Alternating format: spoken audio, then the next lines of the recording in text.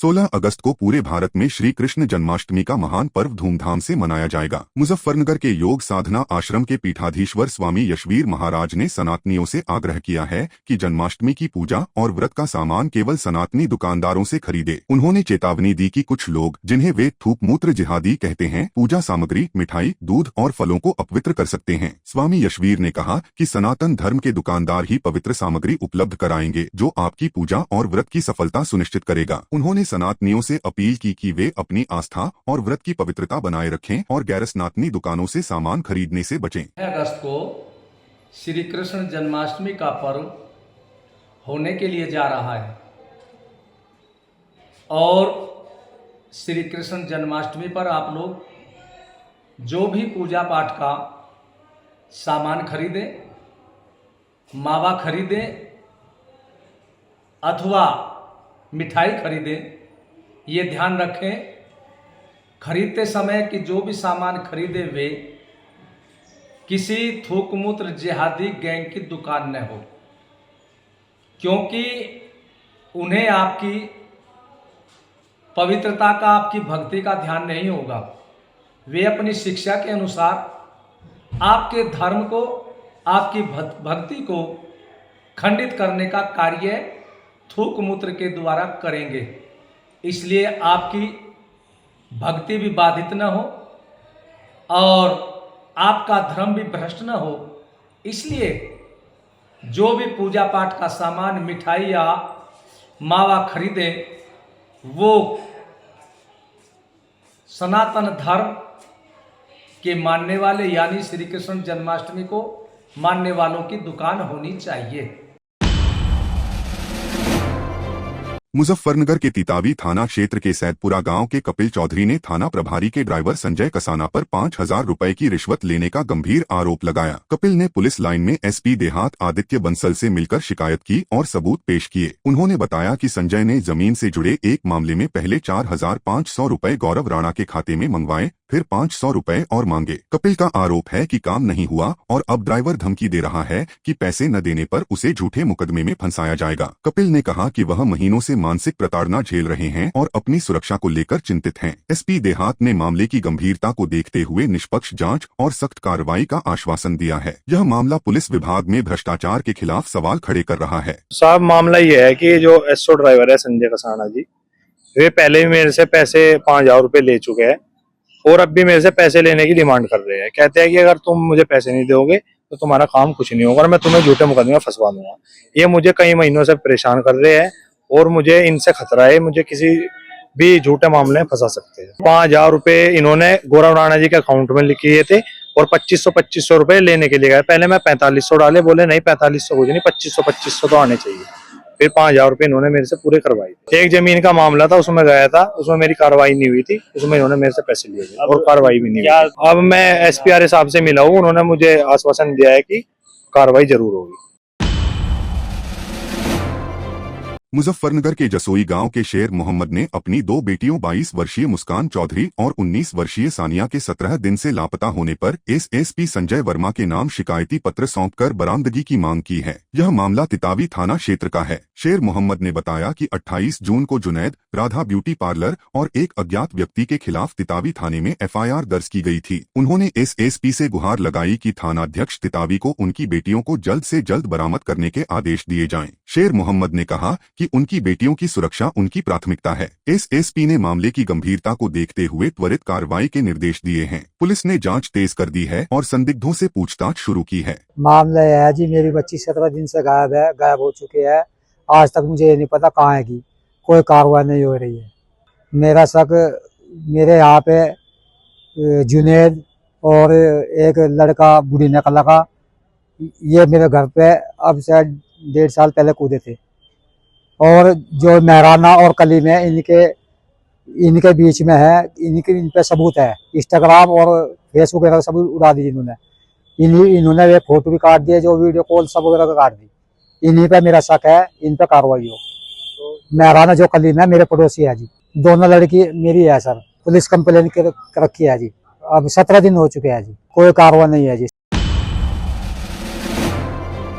मुजफ्फरनगर के ग्राम छपार निवासी मोहम्मद ताहिर ने एसएसपी संजय वर्मा को ज्ञापन सौंपकर रिजवान, शाहिद, वाहिद, साहिल और फरहान के खिलाफ शिकायत की। ताहिर ने आरोप लगाया कि इन लोगों ने उनके घर में घुसकर उनके बेटे साकिब, पत्नी नूरजबी और बेटी तबस्सुम के साथ मारपीट की। आरोपियों पर महिलाओं से बदसलूकी करने और जान से मारने की धमकी दिए जाने का आरोप है। पीड़ित का दावा है कि रिजवान पर पहले से आपराधिक मुकदमे दर्ज हैं। आरोपियों ने दावा किया कि वे किसान यूनियन के नेता हैं और पुलिस उनका कुछ नहीं बिगाड़ सकती। ताहिर ने बताया कि घटना का सीसीटीवी फुटेज और धमकी का ऑडियो मौजूद है। उन्होंने थाना छपार में शिकायत दी, लेकिन कार्रवाई नहीं हुई। अब एसएसपी से थाना प्रभारी को एफआईआर दर्ज कर कड़ी कार्रवाई के आदेश देने की मांग की है। जी हमारे घर पर चढ़ाई कर मारपीट कर रहे हैं साहब, हमारे कोई कारोबारी नहीं हो रही, हम परेशान कर सकते हैं। रिजवान, परवेज जी और उनके बच्चे हैं साहिल वाहिल जी, पर 1.5 साल हो गया। कभी हमारे बच्चे को पीट दिया, कभी हमारे घर पर पीट दिया। 7 तारीख में हम फिर आए थे, देख दरकार चले गए। अब वहाँ 2 बच्चे पकड़े तो उन्हें भी फिर छुटा दिए रात को। फिर हम जाकर घर पर धमकी दी, अगले क्या करवा लो हमारे को क्या करवाओगे। एक बिठा रखा, एक छोड़ दिया। उन्होंने जाकर गाली गलौज हमारे घर पर फिर करी। हमें वीडियो दिखाई नहीं, कैमरा लग रहा सर सामने, और उनके कहने से उन्होंने वीडियो दिखा दी। पूरा कैमरा चेक करा दिया, हम मने कर दी। और पुलिस प्रशासन लाओ पड़ोस में पढ़न जा तो जब मारा हूँ बोला जी मिले दरकार देखा है साहब, कुछ नहीं दिया जी, बनो कह दिया जाओ हो जाएगा।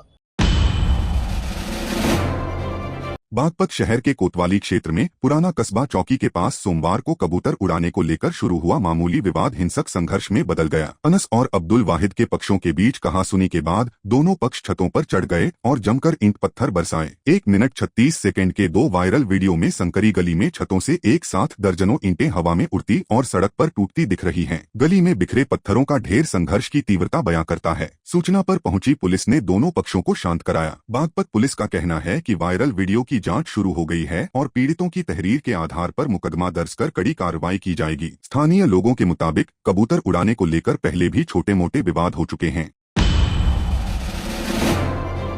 मुजफ्फरनगर के जानसठ तहसील में 750 बीघा जमीन घोटाले ने तूल पकड़ लिया है। पीड़ितों ने एसडीएम जयेंद्र सिंह पर 3 करोड़ रुपए रिश्वत लेकर डेरावाल कोऑपरेटिव फार्मिंग सोसाइटी की 600 बीघा और 150 बीघा सरकारी जमीन भूमाफिया अमृतपाल के नाम करने का आरोप लगाया। यह जमीन 1962 में गठित सोसाइटी की है और हरबंस के पोते व गुलशन के बीच विवादित थी। शिकायत के बाद एसडीएम ने 19 जुलाई का आदेश रातों रात रद्द कर दिया। डीएम उमेश मिश्रा ने 3 एडीएम की जांच समिति बनाई, लेकिन 10 दिन बाद कोई कार्रवाई नहीं हुई। पीड़ित ईशान नंदवानी ने डीएम से मिलकर एसडीएम की संपत्ति जांच की मांग की ताकि रिश्वत का खुलासा हो। पहले भी जयेंद्र सिंह पर पूर्व विधायक विक्रम सैनी के करीबियों से 10 लाख रिश्वत लेने का आरोप लग चुका है। डीएम ने कहा कि जांच रिपोर्ट के आधार पर सख्त कार्रवाई होगी।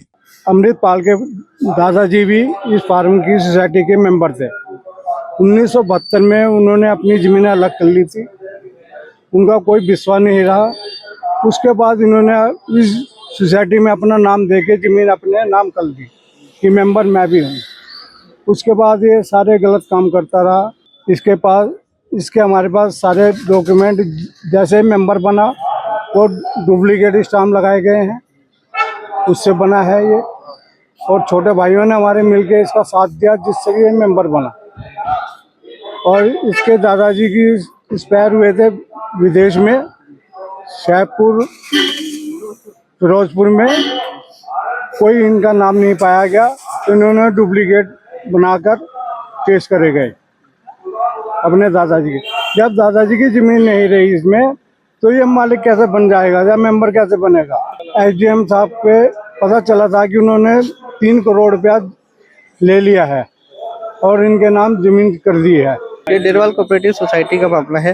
इसमें 3 करोड़ रुपए भूमाफिया अमृतपाल ने एसडीएम साहब को देकर ये जमीन अपने नाम करा ली है। ग्राम शाख वाला की जमीन है, ये 750 बीघा जमीन है। एसडीएम साहब को 3 करोड़ रुपए की रिश्वत दी गई है और ये अपने नाम करा ली गई है। हाँ, डॉक्यूमेंट्स हैं, वो सब हमने दे रखे हैं। मुजफ्फरनगर के जिला कलेक्ट्रेट में कोरी समाज का अनुसूचित जाति प्रमाण पत्रों की मांग को लेकर धरना 15वें दिन भी जारी रहा। धरने में दिन ब दिन भीड़ बढ़ रही है और सोमवार को बड़ी संख्या में महिलाओं ने प्रदर्शन में हिस्सा लिया। धरना संचालक बलराज आर्या ने बताया कि प्रशासन अब सकारात्मक सहयोग दिखा रहा है और जल्द ही ठोस परिणाम की उम्मीद है। समाज का कहना है कि उनके पास पूर्वजों के एससी प्रमाण पत्र और दस्तावेज हैं, फिर भी नई पीढ़ी को प्रमाण पत्र नहीं मिल रहे। उन्होंने चेतावनी दी कि अगर 15 अगस्त तक मांगे पूरी नहीं हुई तो वे कलेक्ट्रेट परिसर में ही तिरंगा फहराएंगे। बलराज ने कहा कि आसपास के जिलों में प्रमाण पत्र बन रहे हैं, लेकिन मुजफ्फरनगर में तहसीलदार और लेखपाल अड़चने डाल रहे हैं। समाज ने डीएम उमेश मिश्रा और एसएसपी संजय वर्मा को कई बार ज्ञापन सौंपे, लेकिन कार्रवाई लंबित है। कोरी समाज ने मांग पूरी न होने पर उग्र आंदोलन की चेतावनी दी है। 15 दिन में हमें सकारात्मक परिणाम मिलने के बहुत पूरे संकेत हैं। प्रशासन भी हमारी बातों को सुन रहा है लगातार, और आज कोई ना कोई हमें आदेश मिल जाएगा। और लगता है कि हमारे जो मांग है जो सही है, बिल्कुल उस मांग के अनुसार हमारे जो पहले से जाति प्रमाण पत्र बनते आ रहे, जो पिछले कुछ दिनों से रुके हुए थे, वो बनने शुरू हो जाएंगे। हमारी यही समस्या थी और ये समस्या हमारी समाप्त हो जाएगी। नहीं, अगर समस्या का समाधान होगा तो 15 अगस्त तक झंडा फहराने की बात ही नहीं है। अगर नहीं हुआ तो तब देखेंगे, तब निर्णय लिया जाएगा। पूरा समाज निर्णय लेगा और समाज वही निर्णय लेगा जो समाज हित में होगा।